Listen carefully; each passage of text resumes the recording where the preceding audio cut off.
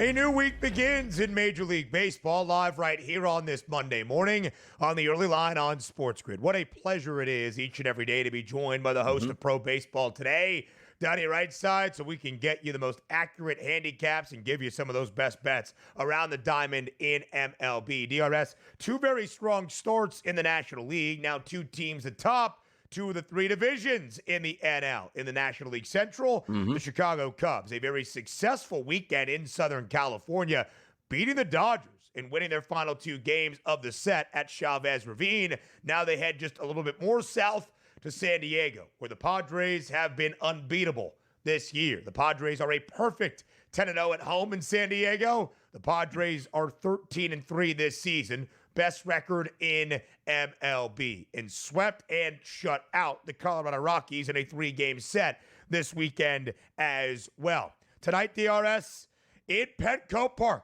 the Padres a minus 158 favorite against the Cubbies with a total of 7.5 to keep it perfect at home. Will the Padres remain unbeaten in San Diego? Might Chicago continue its great West Coast trip?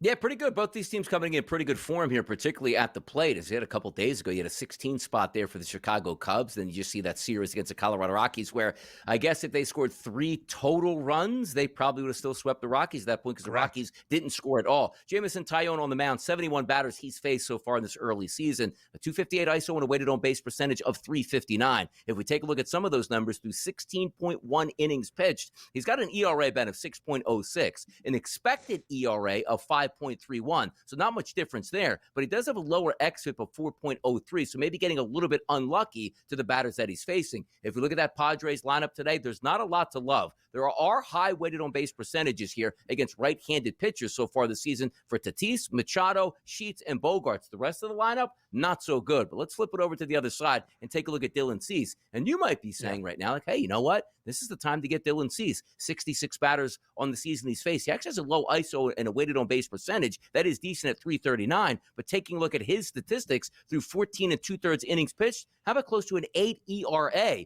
But his expected ERA, Ben, is actually 3.65, just about in half. And his xFIP is 3.33. So a lot of people that are new to handicapping are just taking a look at teams saying, boy, I just look at ERA and Cease isn't that good. Therefore, take the Cubs here. He's getting a little bit unlucky at this point because those K numbers are still high, which includes 32% to lefties and 27% overall. You look at the lineup coming into today for the Cubs, some opportunities. Kyle Tucker's been fantastic. Michael Busch as well. And also Miguel Amaya, the catcher, against right-handed pitching. But the rest of that lineup doesn't look great. So you might look and say, boy, these two pitchers might be able to get hit 7.5. No, that 7.5 actually makes sense. I look more towards the under in this game and give the benefit of the doubt to the Padres being the home team. And also Cease, those numbers, a little bit smoke and mirrors right now. He probably should be less than that. Hoping for a bounce back for a guy that has a 7.98 ERA to begin and gave up 9 earned to the Athletics in his most recent start. Of course, to end out last regular season, Dylan Cease was phenomenal through a no-no for San Diego in late July, was really good at the end of the year, then got roughed up by the Dodgers to start off the postseason, but you expect a lot better than a pitcher who has a near 8 ERA. Elsewhere in the National League West, the team with the second best mark, not even the Dodgers, it's the San Francisco Giants, an 11-4 start this year for SF. On the road this week to start against the Philadelphia Phillies, who Donnie also made a statement against the Dodgers, taking 2 of 3 against LA last weekend, and then in the week since, Philadelphia has dropped its last 2 series against Atlanta and St. Louis this weekend. Basically a moneyline pick'em today inside the bank. Who gets the win? It looks so cheap, and you should be taking the Philadelphia Phillies, but they're in a bad way right now, particularly at the plate. A lot of guys just automatic outs. Alec Boehm down in that lineup, Brandon Marsh just not giving him anything. The power hasn't surged here yet for Bryce Harper in the top of that lineup. We'll see what happens today, but the one thing we know is Taijuan Walker was terrible last year, much better this year. If we're looking at some of the statistics here for Taijuan Walker, the issue is going to be, right, ERA, Ben, through 10 innings, or 10 2/3, is a 0. His xFIP number, however, is a 4.34, so he's due maybe to get hit, and also taking a look at that Giants lineup, which yesterday on Pro Baseball Today was my dog of the day. Down early, ended up winning that game late, which was great. Talking about the Giants, sensational numbers against right-handed pitching. Now, you flip it over to the other side. I haven't heard this guy's name on air yet. Landon Raup, I'm going to assume it is. 10 innings pitched. Sure. His expected ERA on the season, Ben, 2.11. His xFIP 3.09, very manageable, and a FIP number of 1.80. This looks like a night that you probably would want to lean towards the San Francisco Giants, playing better baseball right now, and I'm not so sure they don't have the better pitcher on the mound, and that's crazy thinking about a guy that hasn't given up an earned run yet this season when we're talking about Taijuan Walker.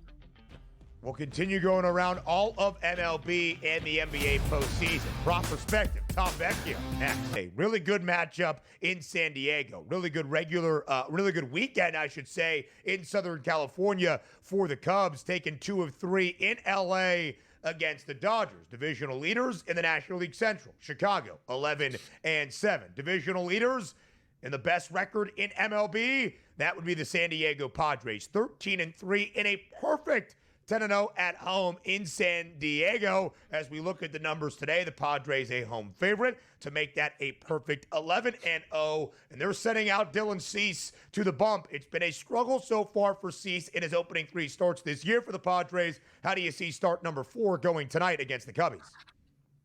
I see it going good, but not great. So ultimately, I want to approach that with under 6.5 strikeouts for Cease. It's sitting at -106. I've been on the record on a baseball preview show saying that I believe Dylan Cease could lead the league in strikeouts. I really do. He has that potential. But right now, like as someone that has rostered Dylan Cease on my dynasty team for years, I understand the ups and downs that Cease can have. He's up to a 27% strikeout rate this year. His walk rate is elevated at 9.1%.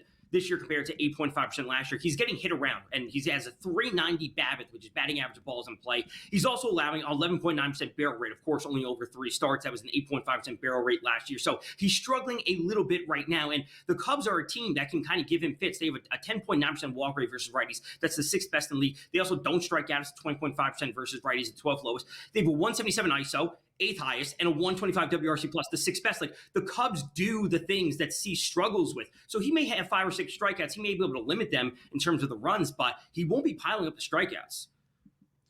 Vecchio, a 10-game slate on this Monday in MLB. Our first game to start in Pittsburgh. Paul Skenes, day number 27. Skenes, in his most recent start, gave up 5 earned, the most he has allowed in his Major League Baseball career. How does he respond today against the Nationals? I think he piles up the strikeouts. I saw a strikeout prop sitting at 6.5. I think it was -164 in the over, somewhere around there. I think he gets there. I just don't like the line, right? So that's what it comes down to. Like he's obviously the potential is there, the matchup is there, but don't bet the -164. The Buccos might only be favored when Skenes is on the bump. They're 5-11 so far this season. Tom Vecchio, as always, we appreciate the time. Thank you for it here on this Monday on the Early Line on SportsGrid. Plenty more around Major League Baseball from the wonderful mind of Donnie Rightside. Up next, 10-game slate and plenty to preview with one of the hosts of Pro Baseball Today. That would be Donnie Rightside. DRS, right before the break, we asked TV Tom Vecchio a question about Paul Skenes. After his worst start, at least based on amount of earned runs given up last Tuesday, 5 of them for Skenes. He is on the bump again today for the Pirates, back home in Pittsburgh, taking on the Nats. -220 for the Pirates to win this game on the money line. What do you think we get out of Skenes on Skenes Day 27 in the history of Major League Baseball? Yeah, Nats let me down a little bit yesterday. 4.5 at plus 100 number for the team total. They got the 4 runs. You should have 10 runs in that game, but it's the Nationals that you bet. So buy or beware sometimes. Let's understand this. We're early in the season. Today, I have 20 pitchers on the card that we're going to be rating. And take a look at this. Number 1 on the card with xFIP minus, that's Paul Skenes at 58. Baseline is 100, so he's below. He's at 58. Unbelievable. Brad Lord, a 133, Ben. The exact opposite. He's the worst pitcher on the card based on xFIP minus. But here's also the analysis that we love. Paul Skenes' ERA, 3.44. You take a look at Brad Lord's ERA, 1.80. So something has to give today. If you're trusting the analytics on this early season, you figure it's Brad Lord, which is good because most people look at it and say, wait, minus 220. That's really high. Skenes just got beat up. The Pirates can't hit. I get you here. But if there's one guy that they're supposed to hit early in the season, it's probably going to be Brad Lord. You take a look at the game time temperatures, 65 degrees, some rain in the forecast, but a wind blowing out lightly to 8 miles an hour in left field. That's always going to help. The lineup itself doesn't ensure a lot of active at bats for the Pirates. But again, you're trusting. Yeah. They're not going up against a dominant starting pitcher. He's on the road and maybe should get to him. If we take a look at Skenes on the opposite side, you do have some good statistics here from that Washington Nationals lineup. But good luck with this. Like, you can look at Skenes last year. He was fantastic. And I just told you, the ERA is 3.44. A lot of pitchers would love that. His xFIP number is 2.25, elite. His xFIP minus of 58. That is absolutely elite. So when you take a look at his statistics this year going up against, analytically, ISO, 060 against. Weighted on base percentage, 203 against. K rate combined, about 29%. He should mow down this lineup. So if they do deserve to be a heavy favorite, maybe today is the day. But also, if you expect them to win, it might be 2-1, 3-1. But I got to tell you, a sneaky team total that's not based on the actual numbers for the Pirates, but based on what the anticipation of the pitcher coming to town is, maybe the Pirates team total might not be bad. Because what do you want to do, Ben? You want to get that number, let's just say a 4-ish, or do you want to say I want to lay 220 when the 4-ish number is like a minus 110? See where I'm going?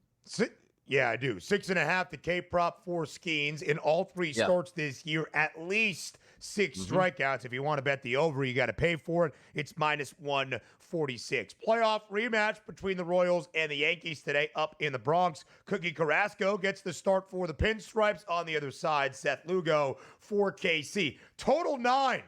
DRS, that should be an indication that we're seeing much better weather, at least early this week, here in the greater Eastern Seaboard. I had a friend that went to the game on Saturday when it was 35 degrees in New York City with a real feel of 24 outside. Windy, rainy, delayed start. I wouldn't want to be inside Yankee Stadium. Today, though, a little bit of a different story. The Yanks a home favorite as well. What do you like?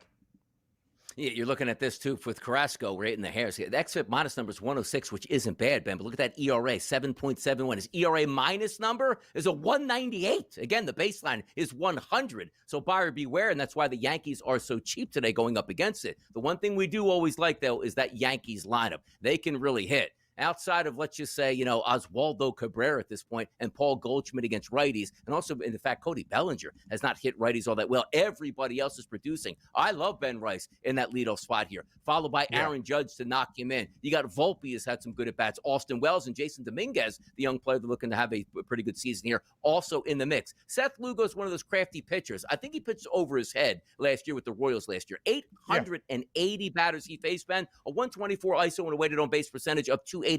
This year, very good still against left-handed batters, but struggling just a little bit against the righties. If we flip it over to Kansas City side here, going up against Carrasco, I just thought Carrasco's been bad. Last year he was bad. This year opening up bad. But here's the interest. Sometimes it does take a lineup to sort of wake up at some point. Michael Garcia, decent statistics against right-handed batters. Bobby Witt, average this year when he was sensational last year. Vinny Pasquantino, a low-weighted on base percentage, but a high ISO. But catch this. Salvador Perez, Michael Massey, Kevin Biggio, Hunter Renfroe, MJ Melendez, and Kyle Isbell, all horrendous. ISO and weighted on base percentages going up against. So maybe one of these games where you're taking a look at just some player hit props that you might want to dip into, because both of these pitchers I think can get knocked around today. And the Yankees, some people just say, hey, cheap price on the Yanks at home. Buyer beware on that with what Carrasco is showing us. The Royals off to an 8-8 start so far this year. The Yanks just a game above 500 at 8-7. Top team in the American League Central, that's the Detroit Tigers. And the reigning AL Cy Young winner in Tarik Skubal on the mound today for Detroit on the road in Milwaukee against the Brew Crew. Detroit, as you might expect with Skubal getting the start, is a slight road favorite on that money line. What is your expectation, DRS, this afternoon, or this evening, I should say, in Milwaukee? Yeah, take a look at Anderson, the pitcher on the mound. He's got a 2.84 ERA, which you like. Again, limited innings on the season, but a 125 xFIP minus and a xFIP hovering around a 5. You look at the lineup today, however, and say, where are these runs going to come from that Detroit Tigers lineup? I do like Spencer Torkelson. If you're looking for maybe a home run shot today, he's your guy. Also, if you're looking for an extra base hit, he's your guy. Why? 52 degrees, which isn't great, but 17-mile-an-hour winds here blowing out to left field. Now, this is interesting because it's Milwaukee. Summer temperatures, maybe 52 degrees where the windows might be open or maybe the roof might be open to help you out. So just keep an eye on that. The reason I bring that up is, Ben, some people look at them like, oh, that's great. The wind's blowing out. Well, the dome is closed. Who cares where the hell the wind's blowing at this point here? But Torkelson, for me, still makes a lot of sense. And then if you're just looking for performances that you could dominate with, Tarik Skubal has struggled this year with right-handed batters, but check this out, Ben. Milwaukee's lineup outside of Jackson Churio against lefties, disastrous numbers, and that includes Yelich and Contreras and Hoskins and Frelick and Ortiz. So today, I do look for a bounce-back spot for Detroit, but if I want to bet just a single player, it's Torkelson in the middle of that Tigers lineup.